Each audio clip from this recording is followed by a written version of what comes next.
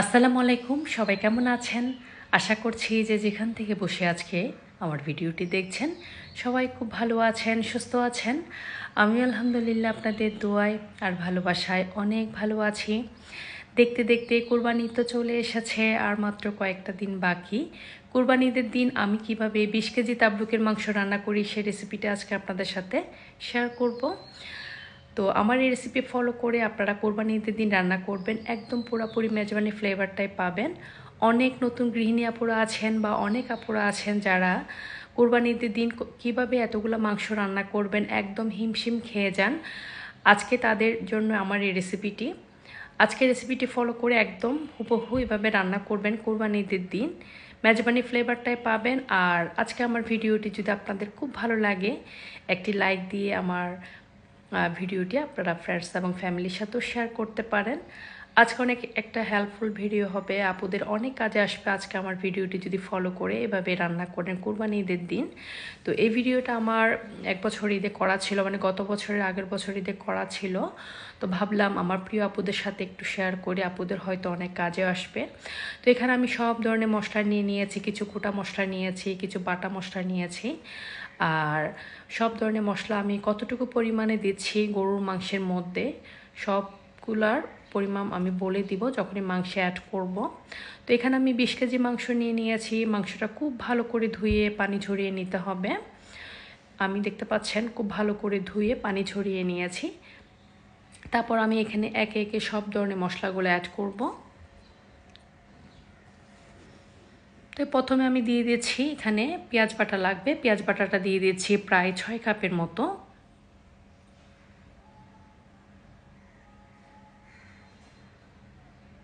তারপরে দিয়ে দিচ্ছি এখানে আদা বাটা দিতে হবে। আদা বাটাটা দিয়ে দিচ্ছি আমি প্রায় এখানে 10 টেবিল চামচের মতো। যতটুকু পরিমাণে দিচ্ছি ঠিক অতটুকু পরিমাণ দিয়ে আপনারা রান্না করবেন। 20 কেজি রান্না করলে এভাবে দিবেন, আবার 10 কেজি রান্না করলে মশলাটা একটু কমিয়ে দিবেন, আবার 30 কেজি রান্না করলে মশলাটা ডাবল মানে বাড়িয়ে দিতে হবে।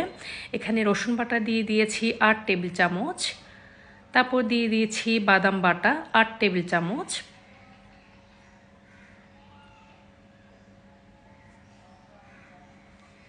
নারকেল বাটা দিতে হবে, নারকেল বাটাটা দিয়ে দিচ্ছি এখানে 8 টেবিল চামচ।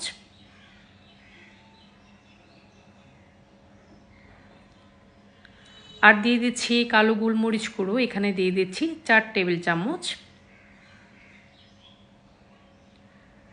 ধনে গুঁড়ো দিয়ে দিচ্ছি 20 টেবিল চামচ। আমি আজকে টেবিল চামচ হিসাব করে মশলাগুলো নিয়ে নিয়েছি। এভাবে করে রান্না করলে দেখবেন একদম পুরোপুরি মেজবানি ফ্লেভারটাই পাবেন। জিরার গুঁড়ো দিয়ে দিচ্ছি প্রায় 12 টেবিল চামচের মতো।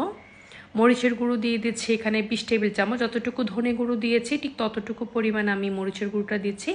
আপনারা একটু ঝাল খেতে চাইলে মরিচের গুঁড়োটা একটু বাড়িয়ে দিতে পারেন। আমি আমার টেস্ট অনুসারে অ্যাড করে দিয়েছি। এখানে দিয়ে দিচ্ছি 15 টেবিল চামচ হলুদ গুঁড়ো। আর দিয়ে দিচ্ছি লবণ, লবণটা আন্দাজ মতো দিয়ে দিচ্ছি। এখানে গরম মশলা নিয়ে দিচ্ছি, এখানে তেজপাতা, লং, এলাচ, দারচিনি এখানে 15টা করে করে আমি নিয়েছি।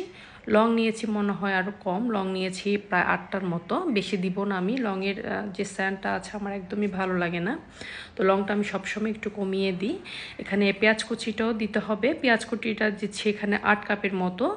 পেঁয়াজ পাটাও দিয়েছি, আবার পেঁয়াজ কুচিটাও অবশ্যই দিতে হবে। তো আমি দিয়ে দিলাম এখানে সরিষার তেল দিয়ে দিচ্ছি প্রায় 8 কাপের মতো। সরিষার তেলটা দেওয়ার পরে এখানে খুব ভালো করে হাতে মাখিয়ে নিতে হবে। সয়াবিন তেল দেওয়া যাবে না, সরিষার তেল দিয়ে রান্নাটা করতে হবে, না হলে মেজবানি ফ্লেভারটা পাবেন না। আর সবসময় আমি সরিষার তেল দিয়ে গরুর মাংসটা রান্না করি, আমার খুব ভালো লাগে। আপনারা যে মানে কোরবানি ঈদের দিন সরিষার তেল দিয়ে মাংসটা রান্না করবেন, দেখবেন একদমই খুবই মজার একটা টেস্ট পাবেন। এখানে দেখতে পাচ্ছেন আমি সব মশলাগুলো হাতে মাখিয়ে নিয়েছি। হাতে মাখিয়ে একদম উপরে নিচে মাংসের সাথে মশলাগুলো এবার মিক্স করে ফেলতে হবে। এখানে কিন্তু অনেকগুলো মাংস, আপনারা হয়তো ভিডিওতে তেমন একটা বোঝা যাচ্ছে না। খুব ভালো করে হাতে মাখিয়ে নিতে হবে, এটা চুলোতে দেওয়ার পরে কিন্তু নাড়ানো যাবে না। হাতে মাখিয়ে যতটুকু সম্ভব আপনারা মশলাগুলো মাংসের সাথে মেখে এটা চুলোতে বসিয়ে দিতে হবে। তো আমি খুব ভালো করে উপরে নিচে করে মাংসগুলো মাখিয়ে নিয়েছি। তো আমার মাখানো হয়ে গেল। আমি এখন আল্লাহর নাম নিয়ে চুলোতে বসিয়ে দিব। যে প্রসেসে আমি রান্নাটা দেখাচ্ছি ঠিক ওই প্রসেসে আপনারা রান্নাটা করবেন, একদম মেজবানি ফ্লেভারটাই পাবেন, আমি আপনাদের কথা দিচ্ছি। এই তো চুলোতে বসিয়ে দিলাম মিডিয়াম টু লো হিটে। প্রথমে আমি এই মাংসটা রান্না করে নিব। এখানে কোনো এক্সট্রা পানি আমি দেইনি, যেহেতু অনেকগুলো মাংসের যে পানিটা থাকে ওটা বের হবে, ওই পানিতে কিন্তু মাংসটা রান্না করা হয়ে যাবে। এখানে কোনো এক্সট্রা পানি দেওয়ার প্রয়োজন নেই। আমি একদম চুলোর হিটটা এখন বাড়িয়ে দিয়েছি, তারপরে মিডিয়াম টু লো হিটে রান্না করব আর কি। প্রথমে মাংস থেকে দেখতে পাচ্ছেন অনেকগুলো পানি বের হয়ে আছে।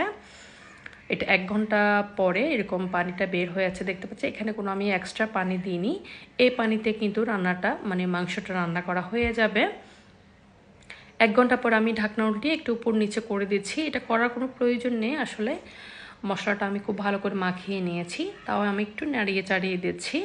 তো দেখতে পাচ্ছেন 1 ঘন্টা পরে আবারও আমি ঢাকনাটা উল্টালাম। অনেকগুলা পানি কিন্তু বের হয়েছে এখানে। আমি একটু উপরে নিচে করে দিচ্ছি আর কি, যাতে করে নিচে লেগে না যায়। এটা বারে বারে করে একটু দেখে নিতে হবে, নিচে লেগে গেলে কিন্তু পুরো একটা গন্ধ চলে আসবে আর খেতে ভালো লাগবে না। তো আমি 1 ঘন্টার জন্য এটা রান্না করার পরে এখন দিয়ে দিচ্ছি কিছু কাঁচামরিচ। আপনারা চাইলে এই পর্যায়ে কিছু টমেটো কুচিও অ্যাড করে দিতে পারেন, তবে টমেটো কুচিটা আমি দিলাম না। এখানে কিছু কাঁচামরিচ দেওয়ার পরে 4 টেবিল চামচ দিয়ে দিচ্ছি গরম মশলা গুঁড়ো, আর দিয়ে দিচ্ছি 3 টেবিল চামচ এখানে রাঁধুনি গুঁড়ো। খুব সুন্দর একটা ফ্লেভার পাবেন যখনই মাংসটা রান্না করা হবে, এতটা মজার হয় এটা, আপনি এই প্রসেসে রান্না না করলে একদমই বুঝতে পারবেন না। তো আমি মশলাগুলো মাংসের সাথে একটু নাড়িয়ে চাড়িয়ে দিচ্ছি, আর বারে বারে খেয়াল রাখতে হবে যাতে করে মাংসটা নিচে দাগ পোড়া লেগে না যায়, ওই জিনিসটা একটু খেয়াল রাখতে হবে। তো কিছুক্ষণ পর পরে একটু নাড়িয়ে দিতে হবে। এই তো দেখতে পাচ্ছেন মাংসটা পুরোপুরি রান্না করা হয়নি এখনও। আমি আরও 1 ঘন্টার জন্য এটা দমে রেখে রেখে আমি রান্নাটা করছি। তো এখন আমি আরও 1 ঘন্টার জন্য এভাবে দমে রেখে দিব। তো ঢাকনাটা দিয়ে দিচ্ছি এখন। এভাবে আমি একদম মিডিয়াম টু লো হিটে দমে রেখে রান্না করার পরে 1 ঘন্টা পরে দেখতে পাচ্ছেন কত সুন্দর একটা পারফেক্ট লুক এসেছে। একদম এভাবে এই রেসিপি ফলো করে আপনারা কোরবানি ঈদের দিন রান্না করবেন, পুরাটাই মেজবানি ফ্লেভার পাবেন। আশা করছি আমার আজকের রেসিপিটা আপনাদের অনেক ভালো লেগেছে, অনেক কাজে আসবে। আপনারা ঈদের দিন অবশ্যই ট্রাই করবেন। সবাই অনেক ভালো থাকবেন, সুস্থ থাকবেন, আমার জন্য দোয়া করবেন, আমিও দোয়া করছি। আজকের মতো আমার ভিডিওটি এখানেই শেষ করছি। আল্লাহ হাফেজ, আসসালামু আলাইকুম।